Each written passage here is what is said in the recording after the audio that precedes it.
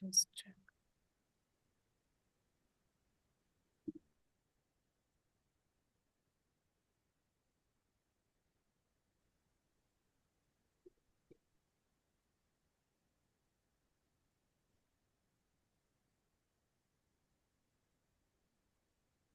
Warm greetings from Pretoria, South Africa. Just to introduce myself, I am Dr. Pravina Sukraj Eli, and I am the Chief Director, Governance and Regulations at the Department of Women, Youth and Persons with Disabilities in the Presidency in South Africa.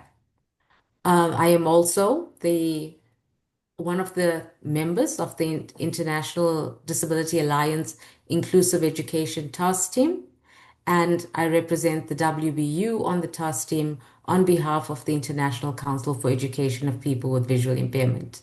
I have the pleasure and great honor to moderate this very important webinar this afternoon.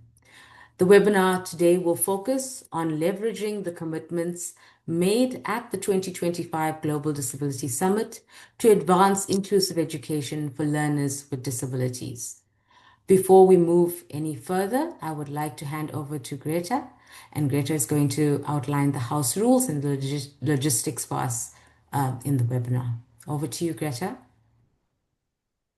Thank you very much, Dr. Pravina. Just a few housekeeping announcements for everyone in attendance today.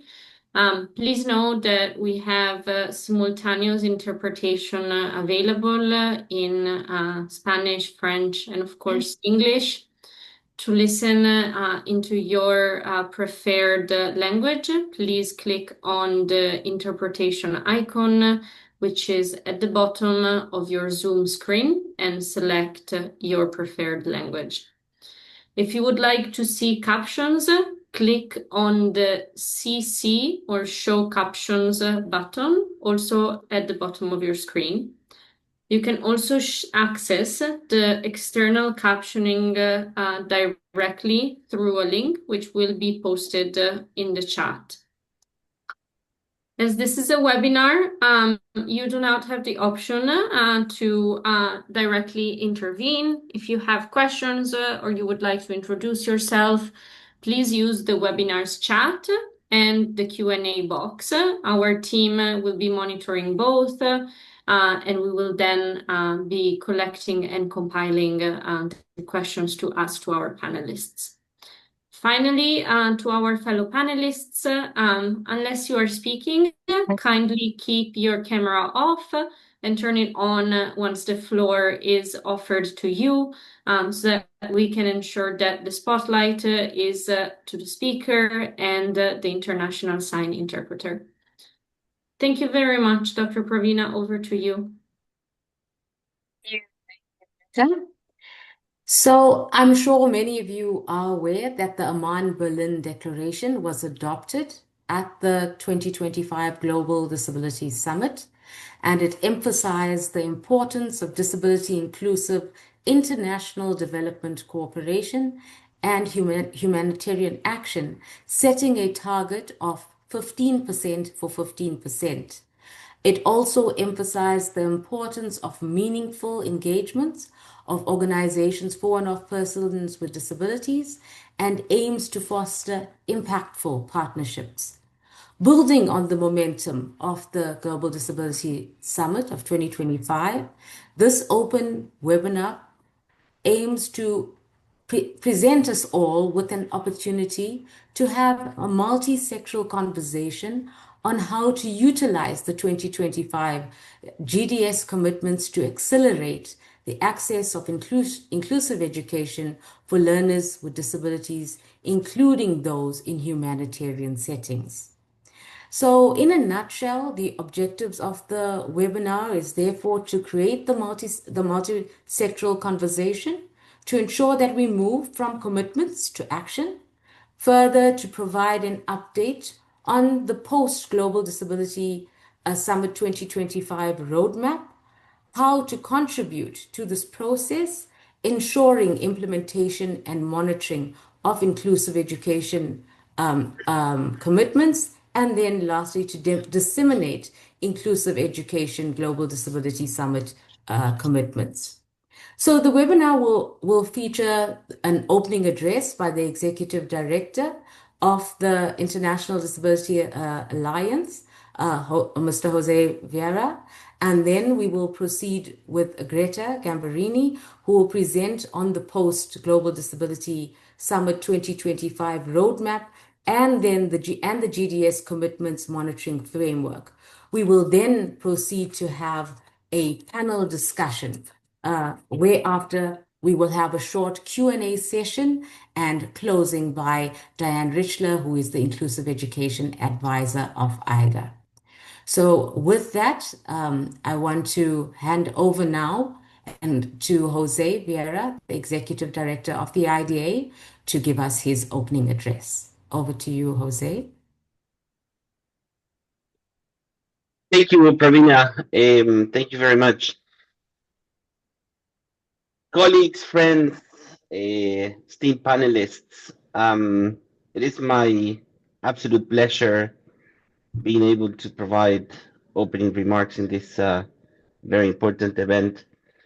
And every time I have the opportunity to address different audiences around inclusive education, there is one thing that always comes to my mind, and it's something that my mother used to tell me, I would say, at least every week. When I was a child, when being blind, it was difficult to go to school because the school was not inclusive. And I always remember that my mother used to tell me that education was going to be the tool that would last forever in my life if I wanted to be independent, if I wanted to be autonomous, if I wanted to be included in the society. I believe what my mother used to tell me has always been my motivation to ensure that as a disability community, we do all what we can and beyond to secure inclusive education for all. Education is not just a right. Education is not just ensuring that policies and programs are accessible and inclusive for all. Education is the best legacy that we can give to all children, no matter if they are children with disabilities or not. Education unlocks the potential of each individual to be included in the society. Without education, we cannot even sit and talk about other things. Without education, there is no decent job. Without education, there is no freedom. Without education, there is no chances to be a meaningful part of any society. And when we look at the reality for children with disabilities, and just to mention one of the many statistics that we have available, and that is that more than 240 million children with disabilities will be left out by 2030 if we don't act now, and left out from education system, is definitely signing off to the unacceptable idea that 240 million children with disabilities will not be independent, will not be autonomous, will not be free, will not be included in the society. And I'm 100% sure that everyone in this virtual room will never accept such a thing to happen. That those children with disabilities will not have the chance to be part of our community. And because we cannot accept that to happen, we need to act now. No more time. We have been waiting for so long. We have been focusing a lot on dialogues, policy change. Now it's time to act. It's time to move from policy to action. And the Global Disability Summit, in its third edition, but also in the first two, has always been very clear about the role of inclusive education in the life of persons with disabilities. Along with the Amman Berlin Declaration that calls for 15 for the 15, and the more than 3,500 commitments collected since the first GDS in 2018. GDS is the tool that brings stakeholders together, that brings persons with disabilities through their representative organization, government, UN agencies, and other stakeholders to advance this common agenda. We are absolutely privileged as AIDA to be able to count on partners, UNICEF, and others that not only share the dream that every child can access to inclusive education, but also they all share the view on how to do it. And how to do it is very simple. Putting persons with disabilities in the center, transforming systems, not just to be inclusive for persons with disabilities, but to be inclusive for all. In the education agenda, we have maybe the unique opportunity that by promoting inclusion, we are going to achieve education systems that are inclusive for all, children with and without disabilities. So communities can be inclusive, peaceful, and resilient. In closing, I really want to emphasize that when we understand that our commitment to those children with disabilities that we represent and we should look after and do even more is clear. These are not just political commitments. The commitment should be leadership, OPD centered approach, financing disability inclusion in general and particularly inclusive education, partnership, and thinking how we can transform global frameworks into real change at the local level. Initiatives like the Leadership Council that AIDA has the privilege to share and co-lead with UNICEF, the government of the United Kingdom, and other governments and other agencies, is in our view one of the most innovative platforms that will serve as a bridge to connect global frameworks with local change. I encourage all of us to leave this webinar with that clear understanding that we cannot accept that 240 million children with disabilities will not be free and included individuals in the future. We have the possibility to change it in our hands. Count on the GDS to be the platform to achieve that goal. Thank you. Thank you very much, Jose.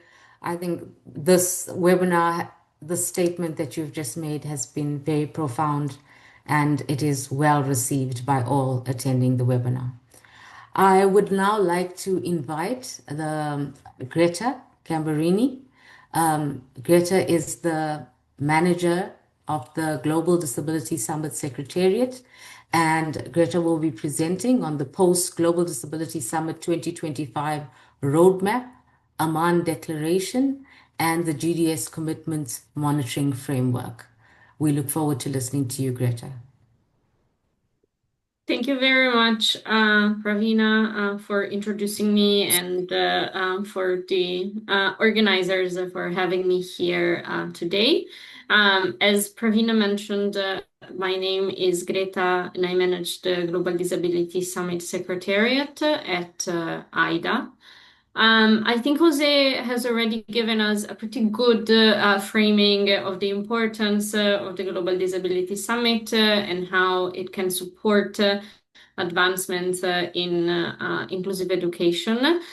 So I'll skip straight to talking about commitments and what we achieved in 2025 and offer you an overall reflection about it. So ahead of 2025, the co-hosts had placed a strong focus on action-oriented commitments and on shifting the emphasis when we advocate for the submission of commitments from quantity of commitments received to quality of commitments received. We also more strongly introduced the concept of joint commitments developed in partnership across stakeholders as the objective in 2025 and moving forward is really to encourage stakeholders for coordinated submission and implementation of commitments that can lead to that sense of shared ownership that Jose was also mentioning. We still received a good amount of commitments, totaling at 820 commitments. And when we look at the division by topic, the largest share of commitments is filed as other, meaning it doesn't fit according to the categorization by the submitting entity into one of the topics that was possible to select. And about 23% of all received commitments fall within the category. Inclusive education is the second largest single theme by submission, accounting for 12% of the total commitments received. And concretely, 97 commitments were filed under the inclusive education topic with different implementation scopes. So 14 of the 97 have a local implementation scope, 48 have a national one, 9 have a regional one, and 26 have a global implementation scope. Moving beyond the topic that the commitments was filed under, there's an additional 79 commitments that are filed under different topics and so are not formally under the education tag if you run a search on the platform through the education tag. But they explicitly mention education in their text.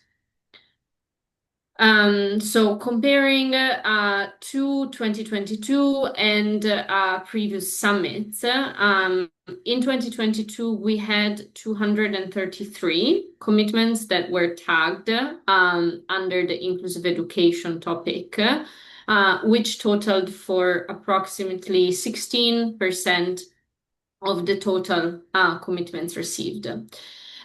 So while inclusive education remains a principal theme and a principal topic of interest for commitments, there is a slight decrease in proportion relatively to 2022, which is and can be a point of reflection when you start thinking about follow-up actions.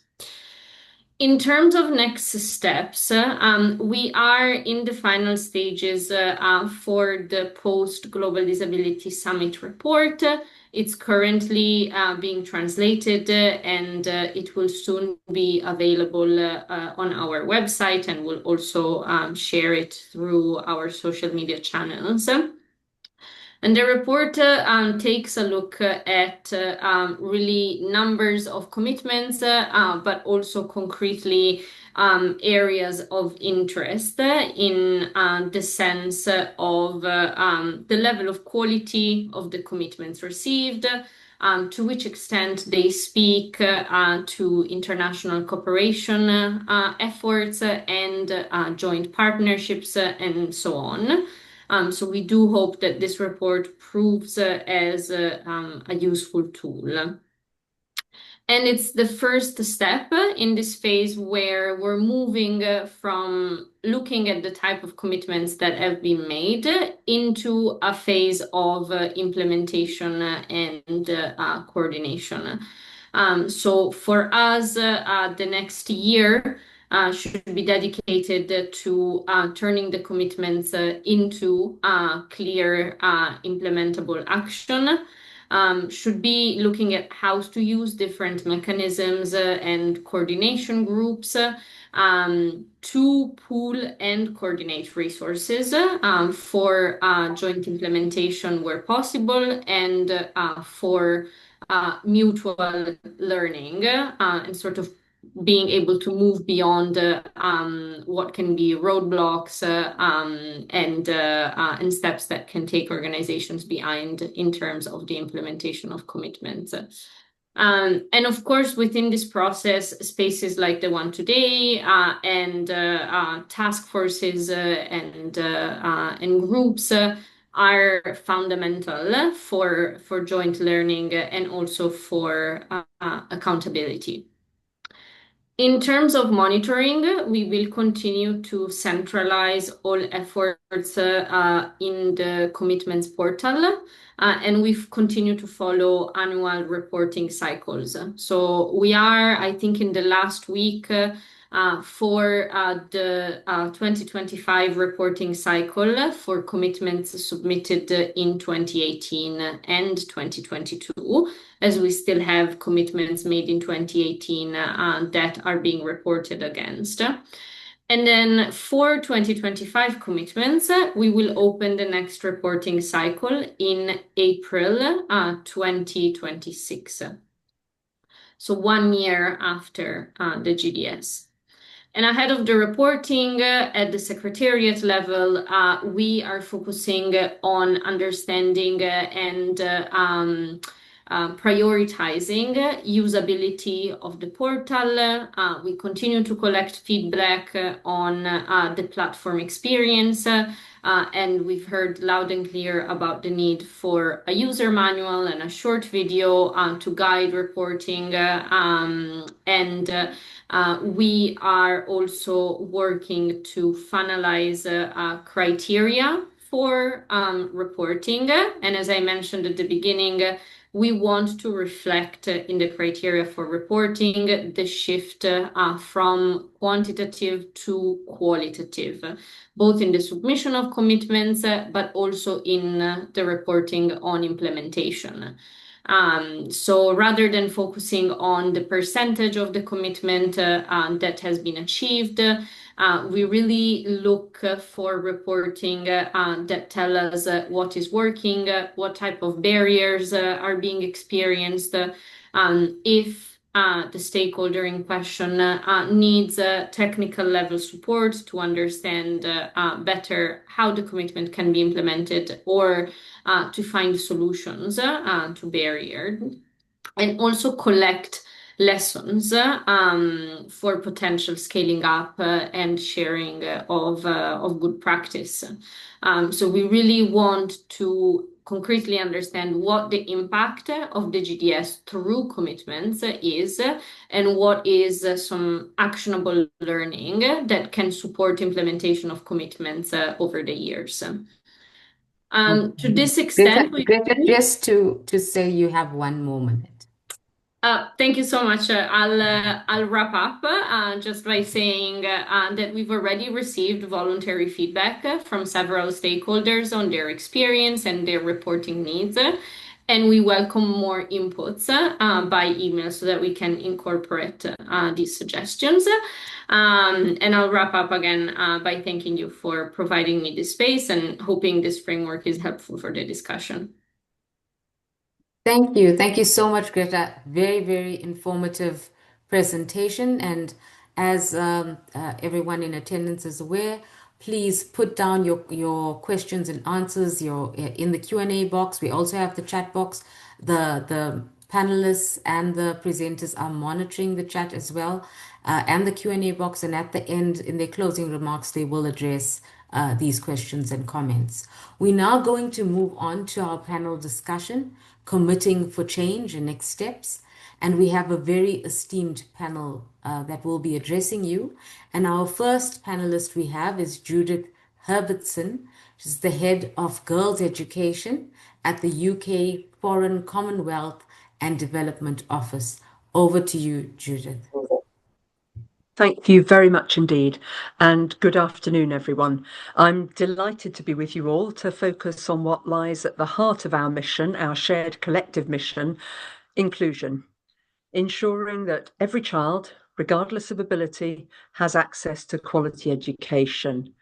And we all know that for far too long, children with disabilities, and indeed teachers with disabilities and parents with disabilities, have been among the most marginalised. And together, today, we are reconfirming our commitment to change that reality. The Global Disability Summit is so much more than an event. It has created a movement. Since its inception in London in 2018, it has provided a unique platform for governments, civil society, and organisations for persons with disabilities to come together and make concrete commitments. And this year in Berlin was a pivotal moment. Over 4,700 participants from 160 countries endorsed the declaration, and more than 800 commitments were made across sectors, from education to health and economic empowerment. On a personal level, for me, it was an absolute pleasure to attend. Despite all the challenges and the seriousness of what we were discussing, the atmosphere and the interactions were joyful, and I left feeling rejuvenated and more committed than ever to this agenda. Now, the event matters because the summit transforms commitments into concrete action, and it was after the Disability Summit ended that we knew the hard work needed to start. It should ensure that disability inclusion is not an afterthought, but a core principle in development cooperation. And it reminds us, as we've already heard, that inclusion is not about charity, it is a fundamental right. And what the summit does is to elevate this principle on disability inclusion to the highest political level in global education debates. It ensures that the rights and needs of children with disabilities are not sidelined, they're not too difficult to reach, they're not too expensive to provide for, but that we systematically plan, programme and budget for their inclusion. Now, the UK has been very proud to lead on disability inclusion, not globally, to provide leadership domestically and with our partners when we hosted the first Global Disability Summit in 2018. And at the 2025 summit, we renewed and strengthened our commitment and making 4 pledges. Firstly, to ensure that all our education programming is disability inclusive and includes targets on disability inclusion based around clear criteria by 2030. Secondly, to collect and use disability disaggregated data in all our education programmes by 2030. So all programmes will use either the child functioning model or the Washington Group short set. Thirdly, to support education in emergency and protracted crisis stakeholders in adopting the twin track programmatic approach to inclusive education, strengthening data, evidence, and accountability. And fourthly, to use our global position to advocate for greater disability inclusion across the sector by sharing best practice, leading by example, using our convening power and influence to elevate disability inclusive education to the highest possible political level. So how are we doing? It's only been a few months. On pledges 1 and 2, which are long-term goals, we are actively laying the foundations. To that end, we've recently appointed a new education evaluation and results advisor and an inclusive data lead, and they will spearhead efforts to strengthen data systems and implement the Inclusive Data Charter Action Plan. And this work will be central to driving the collection of disability disaggregated data to ensure that our programmes do meet inclusion criteria. And this investment positions us very well to deliver on our commitments and embed disability inclusion across all aspects of our programming. We know that what we count matters and that it will drive policy and decision making. And on the fourth pledge, we focused intensively on leveraging our global influence to champion greater inclusion across the education sector. So at the Conference of State Parties in June, our Minister Malhotra, announced that we, the UK, would be forming a leadership council alongside UNICEF and the International Disability Alliance. This will address collective challenges such as the diminishing prioritisation of inclusive education, unsustainable financing, the lack of robust data and monitoring. It will establish and drive global priorities for inclusive education. It will monitor progress using evidence. It will promote accountability and sustainable action.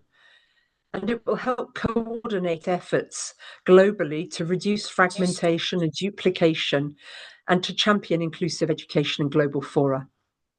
We're also establishing the leadership, in addition to establishing the Leadership Council, we're convening a Wilton Park style event in February focused on inclusive education, which will bring together global experts in evidence and those living with disabilities to foster meaningful, we hope, knowledge exchange. It will look at the existing evidence on what works, look at the gaps, agree on practical steps to move research into policy and implementation. We will also explore strategies for mainstreaming disability inclusion across education systems. So the ultimate outcome will be a strengthened global evidence base and actionable insights to better meet the needs of learners with disabilities. And in my current role, I make a personal commitment to champion disability inclusive education wherever, whenever I can. This means raising the issue as a principal within the Global Coalition for Foundational Learning, as a partner on the board of the Global Partnership for Education, as the chair of the Performance, Learning and Impact Committee for the Global Partnership, and as a member of Education Cannot Wait's Executive Committee, and embedding it across the breadth of my department's work. So as we look ahead, let's remember that commitments alone are not enough. We need sustained investment, political will and partnership. And this can all start to sound a bit dry and process-oriented, a long way from the life that a child with disabilities is currently living in Western Sudan or Gaza or the remote provinces of Afghanistan. The stories I heard in Berlin of children chained up in their parents' house to protect them, to prevent them from wandering off, being subjected to assault, bullying, harassment, just getting lost. Or the inability of reaching education in a wheelchair on unmade roads. Or the statistics on the massively increased vulnerability of children in emergencies and the awful growing numbers of children with disabilities due to conflict, malnutrition, trauma. These will all underpin our work on process to shine a light on these children's lives and to change those lives through education. And this is what we're committed to doing. Thank you. Thank you so much, Judith, for your leadership and for your inclusive stance that you have outlined. Clearly, it's clear it's going to be a great example and a knowledge resource for all of us in attendance and for many countries to follow in your footsteps. Thank you very much for taking this role and such a progressive stance. I want to move now to our next panelist, who is Florence Migeon. And Florence is the program specialist at UNESCO Education for Inclusion and Gender Equality. Over to you, Florence. Thank you very much, Pravina. Can you hear me well? Yes, we hear Yes, you it's great. well. Thank you. Yes, thank you very much. And good afternoon, good morning to colleagues and to around this table, a virtual table, I would say. So thank you very much for inviting UNESCO to this important webinar. So I will not insist on the importance, benefit, urgency to accelerate our efforts to build more inclusive educational systems, because a lot has already been said by the previous speakers, and I think we are all committed to move forward, and I would say forward urgently.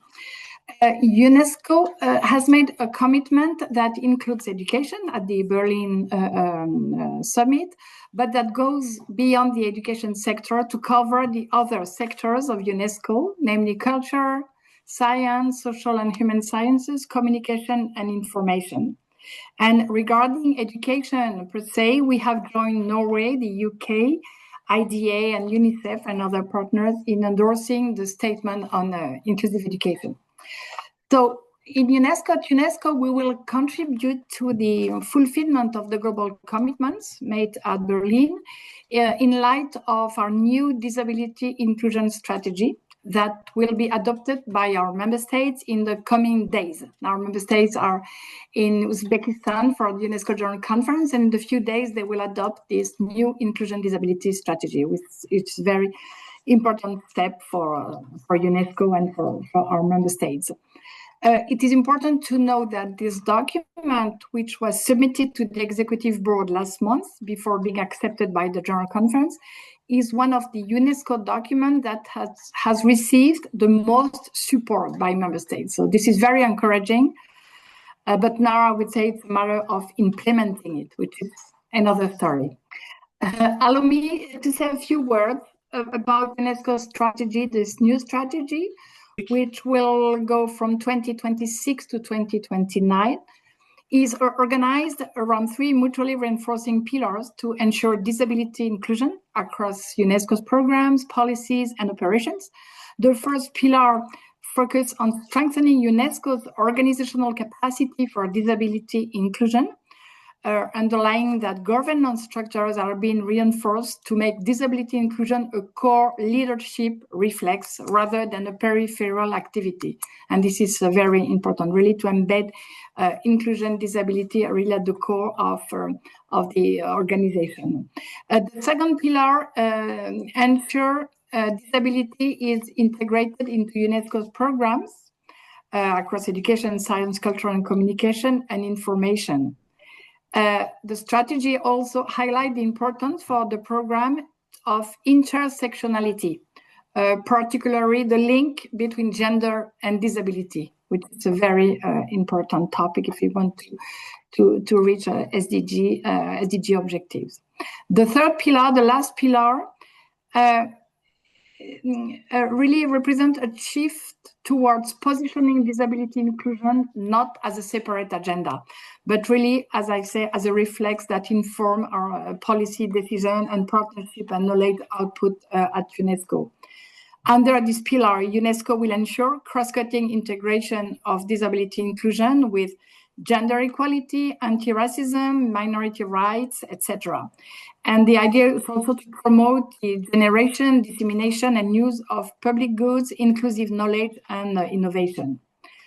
So zooming in on education, the education sector will ensure that inclusion and equity are at the cornerstones of all educational transformation, also as a follow-up to the Transforming Education Summit that took place a few years ago. We will intensify our efforts to build more resilient, rights-based, learner-centered, and health-promoting education. We will work across all levels because, as you know, education is not about one level of education, but it's about. So we will work from early childhood care and education to higher education through technical and vocational education and training and adult learning. I think it's also important not to forget adult learning. So we will help turn global commitments into country-level action as follows. First of all, we will assist member states to integrate disability considerations into policy and planning frameworks, management, governance, and data system. We will continue to define the highest possible normative and policy benchmark tools as monitored in the Global Education Monitoring Report, peer country profile on inclusion. You know that UNESCO also monitors the 1960 Convention on the Right to Education. Every 4 years, member states report to UNESCO progress on the education that, respect anti-discrimination policies and framework. And we have a specific also chapter on inclusion and disability. We will continue to address the data invisibility of learners with disability, for example, through the WIDE database, which is a joint in behavior by the UNESCO Institute for Statistics and the GEM report team. We will continue to disseminate key education indicators disaggregated by disability status where available.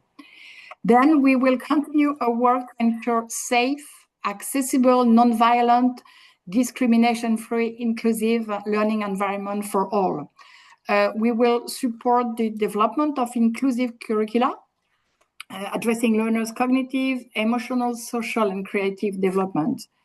And here again, particular attention will be directed to the intersection of gender and disability in education, including works around comprehensive sexuality education for learners with disabilities that we are already working on. We will also support member states to harness digital technologies and AI to advance learning and inclusion. The idea, as you know, is to ensure that digital transformation bridges the learning divides for learners with disability. Last but not least, we will put specific emphasis on the key agents of educational change, teachers and headmasters. The idea is to see how we can improve the delivery of inclusive and transformative pedagogy. This includes supporting member states to strengthen teacher training programs, to equip educators with the skills, knowledge, and resources to address diverse learning needs. We also work with the teacher task force, the International Teacher Task Force, that has a specific working group on inclusion and equity. We will also encourage the development of policies aimed at supporting teachers with disabilities to enter, remain, and thrive in the system. And on this topic, we are organizing a webinar for the 3rd of December on teachers with disability and their role, how they can be empowered, the role they play in building inclusive education. So we will get back to the group also to seek your support and to see how we can work together for this webinar. So in brief, the next step will be to develop a detailed and time-bound action plan to operationalize this strategy that respond to the commitment made at Berlin. And this action plan will be presented at the next session of the Executive Board in spring 2027. So we still have time to develop the action plan. And as it was the case for the development of the strategy, UNESCO really tried to involve as many as partners as possible, especially DPOs. Many around the table have been also involved and have been able to provide inputs to help us, developing this strategy for the next years. Thank you for the attention. Over to you, Ravina. Thank you so much, Florence. I just want to say that thank you for that presentation. It was very comprehensive, and I think your efforts do not go unnoticed. They are well recognized and acknowledged. And thank you very much for sharing. And we look forward to the strategy, the rollout, and the action plan that is to follow. We will now move on to our next panelist, who is Asma Maladwala. Asma is the education specialist and a global lead at Disability Inclusive Education at UNICEF. She will be presenting on UNICEF's commitments that were made and the strategies being taken to ensure full implementation. Over to you, Asma. Thank you. Thank you so much, colleagues, for this opportunity to join this very important discussion. I'm just going to dive right into things. So, colleagues, for UNICEF, inclusive education and disability inclusion more broadly has been a core part of our mandate and a longstanding organizational priority, obviously rooted in the CRC, the CRPD, SDG 4, and supported by our disability inclusion policy and strategy. So for us at UNICEF, disability inclusion is not, it's a whole of systems approach, cross-sectoral, beyond education. But obviously for today's conversation, I'm going to focus on our commitments and our work on inclusive education. So that being said, we approached GDS as an opportunity to reaffirm and strengthen our ongoing systems level agenda, partnerships, and progress in a changed political climate, I will say. There have been valid and growing concerns over several years that inclusive education is at risk of being deprioritized at the global level. However, our data internally at UNICEF has shown us quite the opposite. In the last 3 years alone, from 2021 to 2024, we have seen a significant increase in the number of countries, UNICEF-supported countries, who are reporting on inclusive education progress and demanding additional support. That number has gone from 71 countries in 2021 to over 100 in 2024. So that's very much in contrast to what we're seeing at the global level. However, in spite of this momentum and growing demand, sustained progress has remained challenging. So in preparation for the summit, UNICEF joined partners, including IDA, the World Bank, CBM, Cambridge University, to host a technical pre-summit workshop to take stock of what's holding systems back and to shape collective priorities in inclusive education. The workshop was very consultative with many stakeholders engaged as participants, and it highlighted the need for several priorities. I'm going to focus on a few of them that are directly fed into UNICEF's commitments at GDS. The needs that were highlighted were for systemic approaches over fragmented projects, sustainable financing and domestic budget allocation to support longer-term sustainable work, stronger data and evidence to inform decision-making, the amplification and prioritization of the inclusive education agenda, and strengthened monitoring and accountability for commitments. Now, as I mentioned, these priorities directly shaped UNICEF's GDS commitments, and they continue to drive our delivery. In fact, they're very synergistic with the way we work. So at GDS, UNICEF committed to supporting at least 50 countries over the next 5 years to strengthen inclusive education systems, starting from early childhood education across development and humanitarian contexts, and in close collaboration with OPDs and youth with disabilities. Subsequent to the Global Disability Summit, this commitment is now fully embedded in the new UNICEF Strategic Plan 2026 to 2029, which includes for the first time a dedicated sub-target on reaching 15 million more children with disabilities in school and enabling them to participate in school. And how we will do this, we're committed to doing this through building resilient and inclusive education systems in development and emergency contexts, removing barriers to access and continuity, and mainstreaming disability inclusion across all of our impact areas throughout the strategic plan and essentially all of our work. So all this to say, inclusive education is now hardwired into UNICEF's core results framework.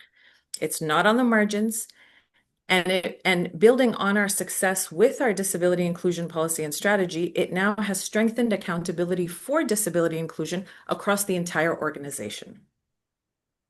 In addition to this commitment, as mentioned by Judith, UNICEF joined the governments of the UK and Norway, IDA and other partners in a joint commitment to champion disability inclusion, to drive progress and accountability globally, and to use our collective influence to sustain momentum. Now, this commitment served sort of as a precursor to the launch of the Leadership Council, excuse me. And we really commend the UK's leadership in supporting and driving this forward. I won't go into much detail right now since it has already been talked about, but to support the work of the Leadership Council and our other inclusive education commitments, we're also working on the development of the Global Observatory on Disability Inclusion, and this will support strengthening the evidence base and really focusing on monitoring systems-level progress at national level, identifying solutions, again, at the systems level, to complement outcomes-related data collection, so that it's not just that we are reaching more children with disabilities, but understanding how and why, and how we can disseminate that knowledge so that we can scale up what works. These are not new commitments. They are simply mechanisms to drive on our existing commitments and support maintaining momentum and visibility of inclusive education.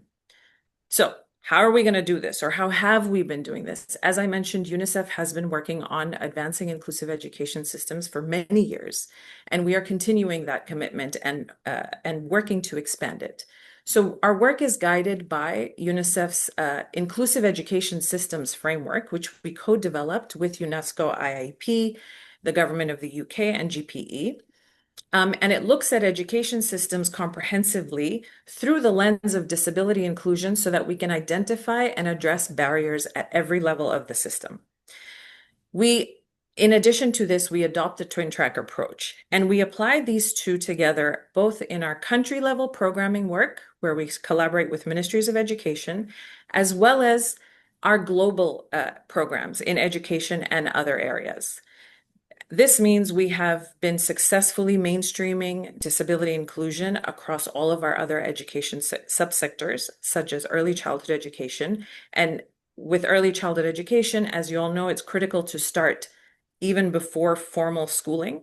So we start with early childhood development, looking into early identification and screening, strengthening ECE subsector planning through a disability inclusion lens.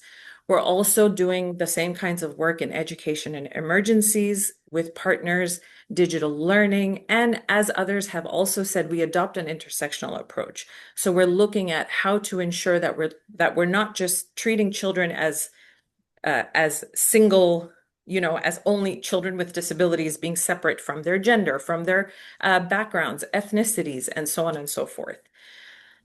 And in addition to all of these different sectors, we also look at strengthening the enablers that facilitate education systems transformation, such as data systems.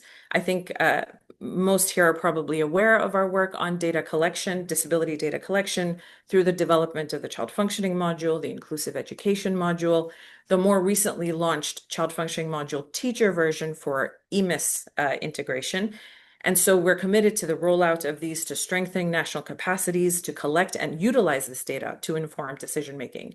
In addition to that, at GDS, UNICEF also launched a research agenda where inclusive education is one of the key priority areas.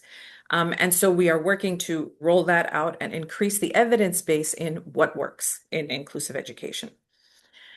Additionally, capacity development is another area that we've been working on for quite some time. At different levels. In collaboration with UNESCO IIP, we've been delivering capacity development for ministries of education in disability inclusive education sector planning. And in addition, Asma, I just want to say that you have a minute to wrap up. Sure, thanks. And in addition to that, we recently saw some data that shows us that the majority of teacher training programs in UNICEF supported countries have focused on inclusive education in the last few years. So again, the demand is there. I'm going to quickly run through the rest. Multi-sectoral programs, as I mentioned, strengthening infrastructure and accessibility, equity-driven innovative financing, and at the heart of all of this is our partnerships with OPDs and youth with disabilities. Ultimately, our goal is, as I mentioned, this is now hardwired into our work, and we are raising the bar in our monitoring framework and applying the twin track approach there too. So not only are we monitoring inclusive education indicators, we're also disaggregating other education indicators by disability so that our data is strengthened. just to wrap up, our commitment remains strong, and we're committed to advancing this work with our partners, with the recognition that inclusive education is not just a program, it's about entire systems reform. So I'll stop there. Thank you. Thank you. Thank you so much for that, Asma. I think it was very, very enlightening, and I must say that I appreciate the strengthening of the partnerships, of your indicator frameworks, your targets, all of that you've outlined. I know it's just 10 minutes and there's so much that needs to be covered, but all of it very exemplary, very commendable, and I'm sure all attendees here are going to benefit very much from this presentation. I want to now move to our next panelist, who is Dr. Carly Tubbs Dolan. And Carly is the Monitoring and Evaluation Specialist at Education Cannot Wait. And Carly will be presenting on Education Cannot Wait's inclusive education commitments at GDS and the strategies that they have taken to implement the commitments. Over to you, Carly. All right. Thank you so much. And thank you so much for this opportunity to present today, and really speaking about the work of my colleagues in the education team, as well as in the monitoring and evaluation team, to translate this commitment into action. So as the Global Fund for Education in Emergencies and Protracted Crisis, ECW's mission is to ensure that crisis-affected children in all of their diversity can access education, learn, and thrive. This includes girls and boys with disabilities who too often, as we've already said, are the furthest left behind. Before I begin to talk about ECW's commitments to these children, I do want to recognize the scale of the challenge in crisis contexts specifically. Education Cannot Wait estimated that in 2024, of the 85 million children who were out of school in crisis contexts, 20% are children with disabilities. We know that this is likely the minimum estimate, given the enormous challenges of identifying children with disabilities in humanitarian settings, as well as the compounding factors of how crisis and conflict can influence the incidence of disability.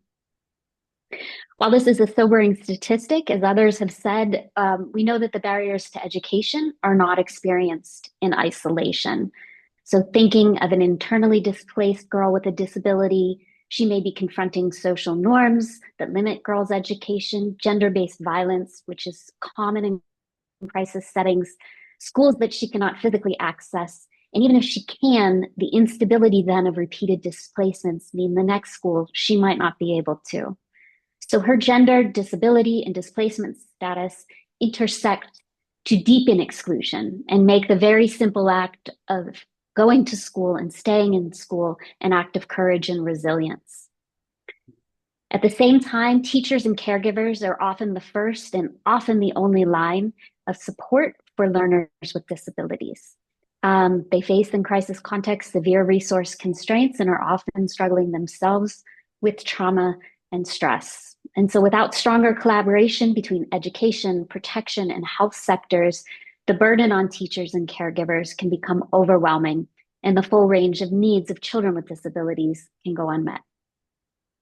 So with that, at the Global Disability Summit earlier this year, ECW was proud to partner with the International Disability Alliance, the Global Education Cluster, BMZ, and FCDO, as Judith mentioned, on two pledges aimed at accelerating progress towards the meaningful inclusion of children with disabilities. So first, we pledged to support stakeholders in adopting and implementing the twin track approach to inclusive education, one that ensures disability inclusion is mainstreamed across all education and emergencies efforts, while also investing in targeted interventions to meet the specific needs of learners with diverse disabilities. I'm happy to share more information about that if folks are interested. Second, as others have mentioned, we pledge to strengthen data, evidence, and accountability to inclusive education, recognizing that data is fundamental to understanding the scope of challenges children face and to improving the systems that are meant to support children. Across both pledges, we made a clear commitment that to do this work in a way that is centered on the lived experience, leadership, and agency of persons with disability, including organizations of persons with disability. So moving from commitment to action, we recognize, as I outlined previously, that the barriers facing children with disabilities are structural and systemic, and that translating commitments to action then demands coordinated efforts across sectors and levels, from the community to the global stage. At the community, program, and country level, ECW is continuing to advance a localized multi-sector set of strategies. This includes dedicated funding. So beginning in 2024, all ECW supported investments are required to dedicate at least 5% of their budgets to targeted disability inclusive interventions. Partners in the past year, they have already surpassed that target in new programs that were initiated in 2024, allocating an average of 7.2% to advancing disability inclusion. Second strategy at the community and program level is to really integrate technical leadership into the programs. So we're expanding the successful gender lead organization model that was initiated in 2021 to disability inclusion, to ensure that technical capacity and leadership is, I think Asma used the term, hardwired into country programs, country teams of our multi-year resilience programs. Based on the success that we've seen with our gender lead organization model, we anticipate that this will build a shared understanding of disability as holistic, that it cuts across physical, sensory, cognitive, and psychosocial domains, that it will amplify the voice and agency of organizations of persons with disabilities who know their communities best and can identify context-appropriate solutions. It will increase prioritization of disability inclusion in program design and implementation, potentially also at the policy level. That they can leverage existing country-level data and coordination mechanisms, such as intercluster disability working groups, and that ultimately this combination can lead to stronger, higher quality program for children with disabilities. At the secretariat level, the organizational level, we aim to provide hands-on technical support to country programs in the program design and inception phase. So for example, in 24, ECW held dedicated sessions with all of our renewed multi-year resilience programs on identifying children with disabilities, promoting the use of the Washington Group Child Functioning Model. And we've already started to see some of those results coming to fruition in terms of the take-up of program and using that in both using the tools, but then also making sure that the data are being used to improve outcomes. Finally, at the level of governance, ECW is convening a new protection, gender, and inclusion workstream under its technical advisory group. That was my timer. And I'm almost done, to strengthen strategic engagement and partnership with thought leaders on protection, gender equality, and disability inclusion. And this is really to ensure that ECW's guidance and support to countries is aligned with global best practices. In terms of concluding, I do want to mention a few new initiatives that we are piloting that we think might have the potential for multiplier effects and scale up. So number one, we are really advancing and investing in disability inclusive mental health, psychosocial support, and social and emotional learning programming, recognizing the centrality of such programming in crisis contexts and the potential for it to be a powerful equalizer for children with disabilities. Globally, little attention has been given to consider how to design, monitor, and implement such programs so that they lead to equitable outcomes. And so we are really interested in working with partners to learn how this can be done and documenting that. As others have said, we are also working on efforts to strengthen data and evidence on children with disabilities across the humanitarian programming cycle, in ensuring that inclusion is embedded from assessment, from monitoring and review. We have our new strategic plan coming up that we're working on right now and thinking about how to ensure that the indicators and targets can reflect that lens. And finally, in partnership with the International Disability Alliance and Inclusive Education, we are supporting work in Colombia and Niger to strengthen collaboration between education and emergency sectors and organizations with persons with disabilities, identifying barriers and enablers to meaningful participation and leadership. We're also developing through that partnership practical resources to help humanitarian actors understand what inclusive education can look like in their context. And my colleague who is really working on this, he is going to be presenting, I think, two next to share more about this work. So it's going to be exciting to hear. Together, these measures, which really span from the classroom to the secretariat, show what it means for ECW to translate this commitment into action. And as others have said, we recognize this is not a one-time effort, but it's a process of constant collaboration, accountability, and learning, requiring all of us to keep pushing for those systems that see and serve every child. Thank you. Thank you. Thank you so much, Carly, and congratulations. And thank you very much for sharing with us all your efforts in this area, and especially on homing in on amplifying the voices of persons with disabilities and connecting with organizations for persons with disabilities in all your efforts to promote meaningful inclusion in education. I think all our panelists so far have clearly demonstrated great efforts that is really moving us ahead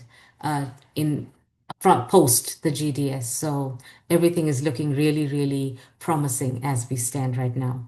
I want to now move to our next panelist, who is Federica Setemi. And Federica is the co-chair of the Inclusive Education Task Group at the IDDC, and Federica will be presenting on the IDDC members' commitments and that it made at the Global Disability Summit and strategies being taken by members to ensure full implementation. Over to you, Federica. Thank you. Good morning and good afternoon to everyone. I'm the Inclusive Education Program Manager at Inclusion International, and together with Mariana Raj from Sightsavers, we co-chair the IDDC Inclusive Education Task Group. She's also here today and is available to help me respond to your questions in the chat. IDDC is a global network made up of 36 members organizations with a shared vision for all people with disabilities to fully and effectively enjoy their human rights. IDDC members are active in over 150 countries worldwide, driving change through partnership and advocacy. Within IDDC, the Inclusive Education Task Group, IETG, brings together 44 organizations, including member NGOs, organizations of persons with disabilities, OPDs, and other external partners to collaborate, share evidence and tools, and strengthen advocacy for disability inclusive education globally. At the 2025 GDS, IDDC made several important commitments. We pledged to continue promoting the use of the OECD DAC disability inclusion marker, and specifically in education, we joined partners to launch a partnership to champion progress in disability inclusive education that was already described by Asma and Judith. We support this partnership and we will continue championing inclusive education. IDDC is also supporting other partnerships like the Civil Society Coordination Coalition, engaging with the Intergovernmental Working Group on the optional protocol to the Convention on the Rights of the Child. Working with Human Rights Watch and Child Rights Connect, we are advocating for stronger international mechanisms to protect children's rights to inclusive education.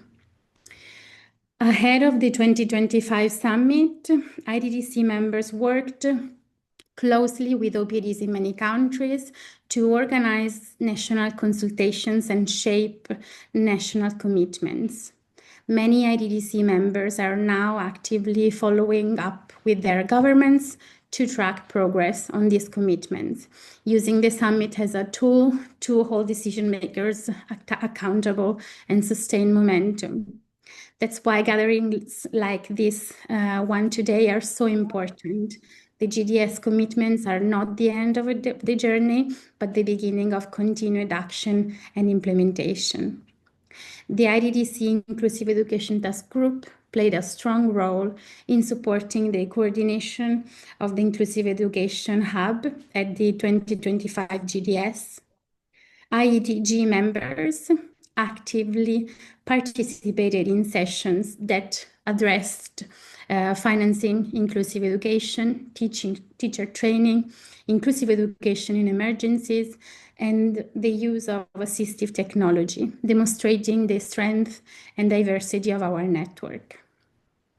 Out of the 100 education-related commitments made at the summit, nearly 1/3 came from civil society, many from IDDC members. Here are 3 examples. Inclusion International, the global network of persons with intellectual disabilities and their families, committed to supporting humanitarian actors and OPDs to strengthen inclusive education in emergencies. This is being advanced through an ongoing Education Cannot Wait funded project, also mentioned by Dr. Carly Dabbs-Dolan here, and implemented by Inclusion International IDA, ASDAUN Colombia, and the Fédération Nigérienne des Personnes Handicapées in Niger. And we'll hear more later from CEDAW. At the Inclusion International Work Congress this year in Sharjah, we also led discussion to continue talking about GDS topics on how, for example, global challenges like emergency, climate change, displacement, and shifting development funding impact inclusive education and how we can work to address this. Sightsavers made 5 commitments on inclusive education. In Cameroon and Senegal, it is providing technical support to ministries of education to ensure teacher training institutions are prepared to deliver disability inclusive and gender responsive education. In Cameroon, an inclusive education module is now compulsory across all 62 teacher training colleges, while in Senegal, the Ministry of Education adopted Sightsavers gender model for teaching training. Sightsavers and CBM are also collaborating in Zambia to explore how assistive educational technologies can be used effectively to support children with disabilities. Light for the World committed to partnering with mainstream organizations to expand access for children with disabilities and strengthen family and community engagement. This is being implemented in Burkina Faso, Ethiopia, Mozambique, and South Sudan, where they work with education authorities, OPDs, and community partners to advance inclusive and equitable learning opportunities. In today's challenging global environment marked by crisis, funding pressures, and competing priorities, it is more important than ever to keep inclusive education at the forefront. And by continuing to champion inclusion, accountability, and collaboration, we can ensure no child is left behind, and that every learner can reach their full potential. Thank you. Thank you so much, Federica. We appreciate the work that has been done by the IDDC members, and we take it as a good knowledge resource in terms of all the information that you have provided in terms of your progress so far. We're going to our final panelist now, who is Sido Noho Omaro.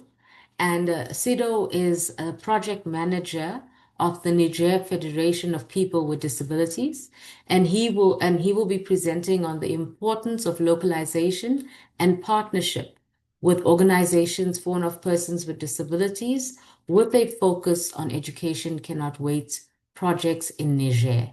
Over to you, Sido.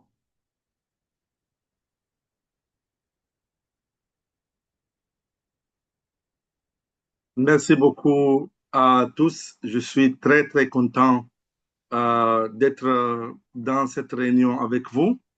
Et quand j'ai écouté toutes les interventions, je suis partagé entre espoir et inquiétude. Parce que je voudrais juste prendre l'exemple de chez nous au Niger.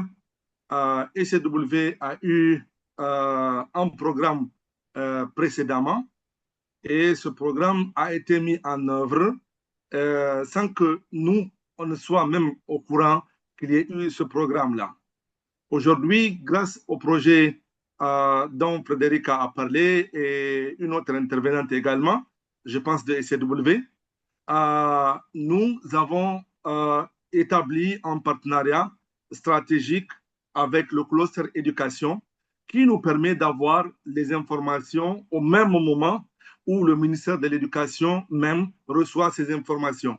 Ce qui montre un grand changement d'aujourd'hui à il y a quelques années.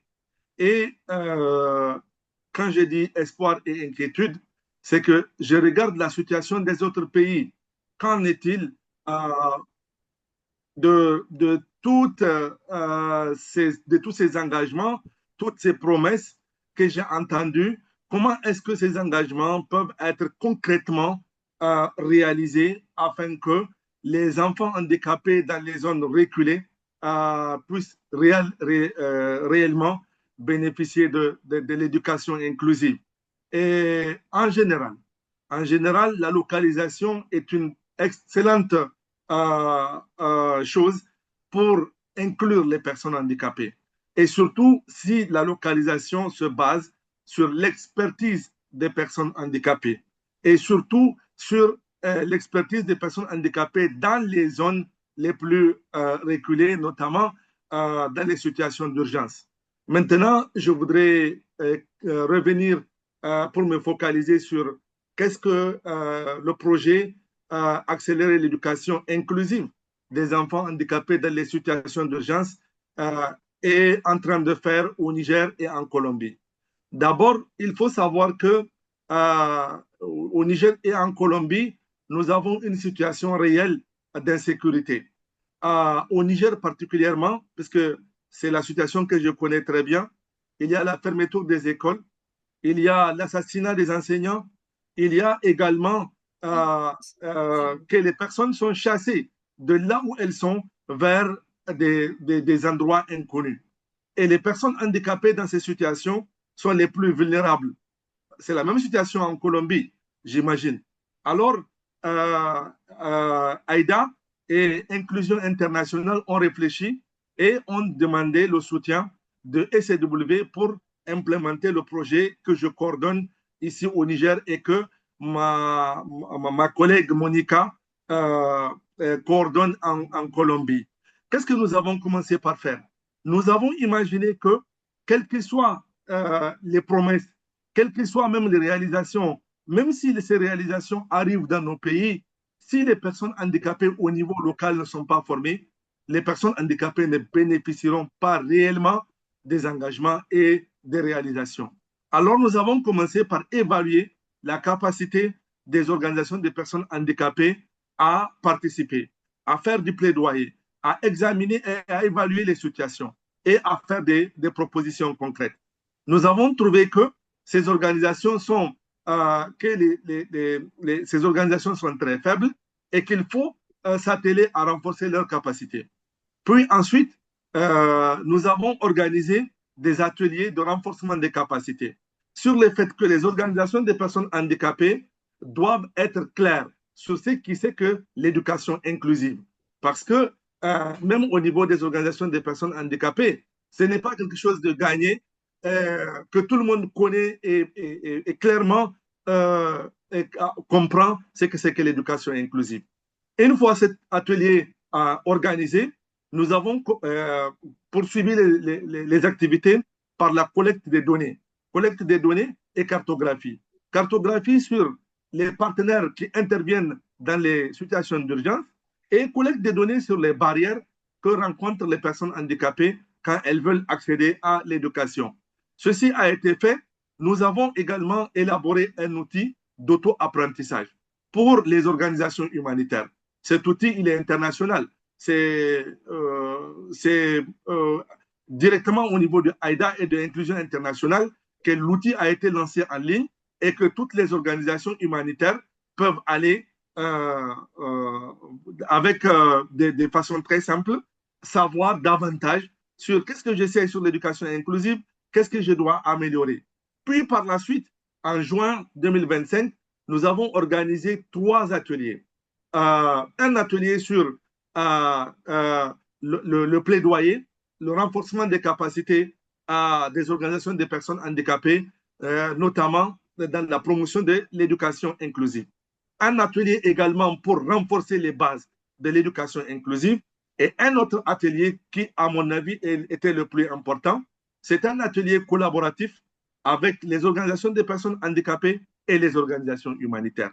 Ce qui a été extraordinaire dans cet atelier, c'est que lorsque nous avons réuni les organisations des personnes handicapées et les organisations humanitaires, nous, au niveau national, on n'a pas pris la parole. On a laissé le soin aux organisations de personnes handicapées dans les zones humanitaires intervenir et faire comprendre les problèmes auxquels font face les personnes handicapées. Et cela a étonné beaucoup les organisations humanitaires et ça a lancé réellement un partenariat stratégique entre les organisations humanitaires au niveau des régions. Au Niger, on a 4 régions qui sont impactées par les situations d'urgence. Bon, on a cette année une 5e région qui vient s'ajouter, mais le projet travaille sur les 4 régions. Alors aujourd'hui, nos sections au niveau de ces 4 régions. You have another 2 minutes left to wrap up. Thank you, merci. Alors, nous avons pu installer un partenariat stratégique entre les organisations humanitaires et les organisations de personnes handicapées. Je termine par lancer un appel à tout le monde.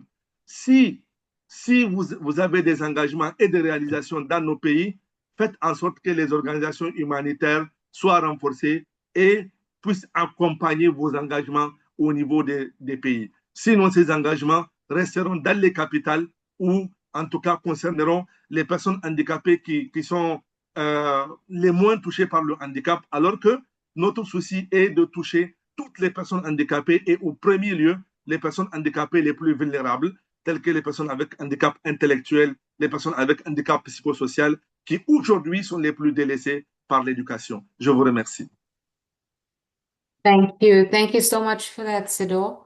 The presentation is very welcome, and I think we can all lead and learn from the examples that you have just shared with us.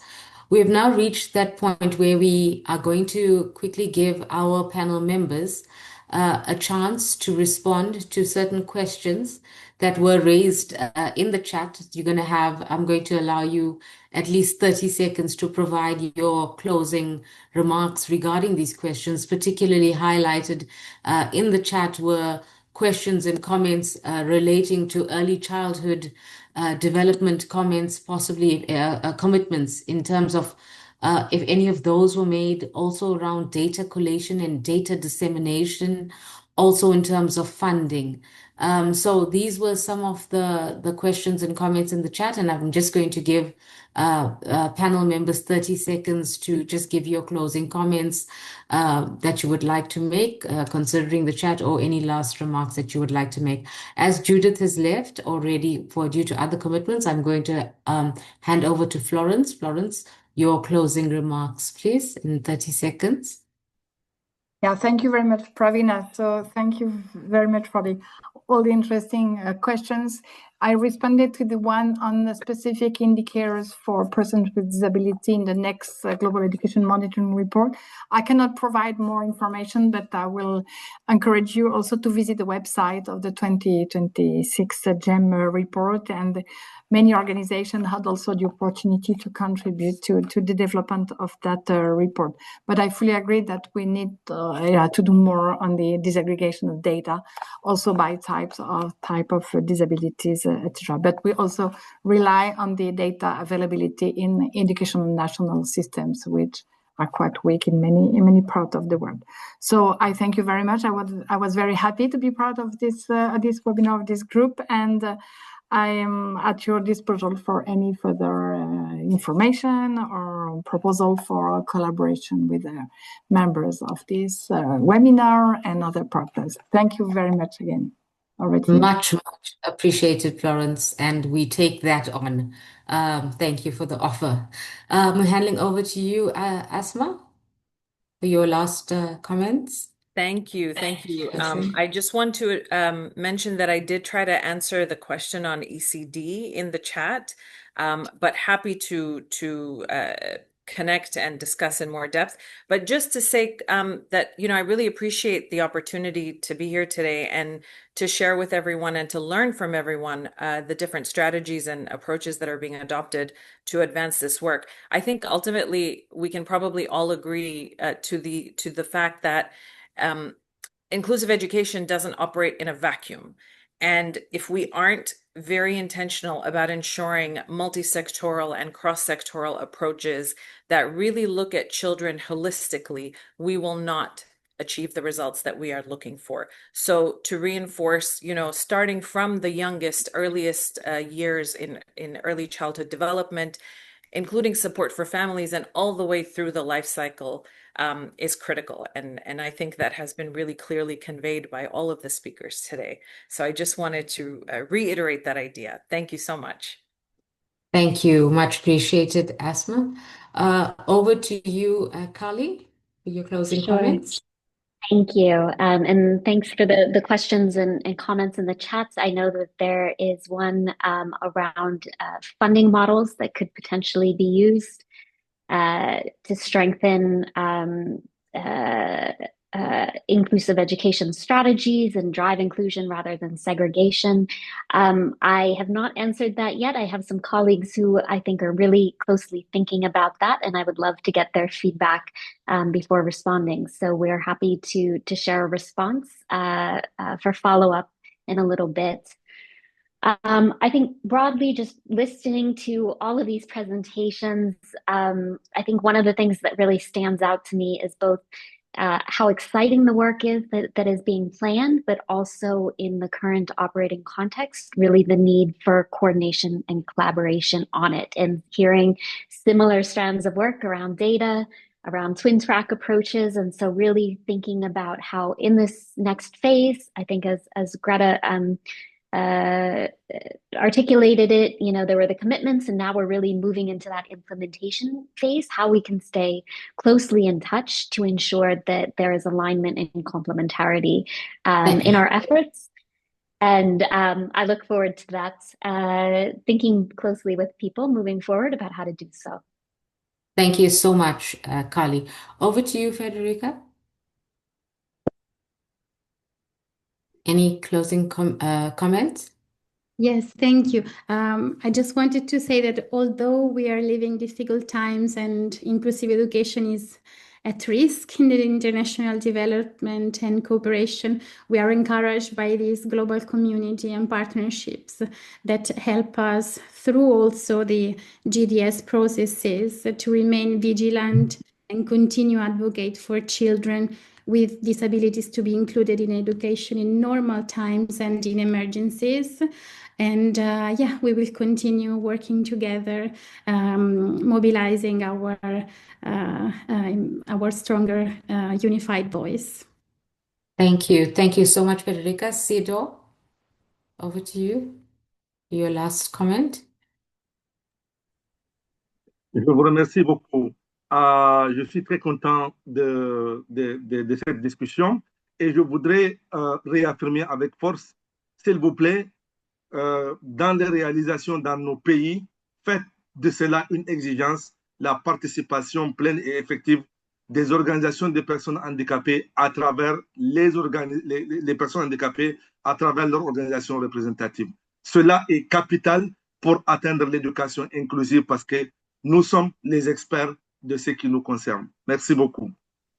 Thank you so much, Sido. I want to now hand over to Diane Richler, the special advisor on inclusive education of IDA, to give us our closing remarks for the webinar. Over to you, Diane. Thank you, Pravina. This has really been fascinating, and thank you to IDA and everyone who organized it and for all the participation. I was really struck by Sido's comments about how he was both worried and hopeful.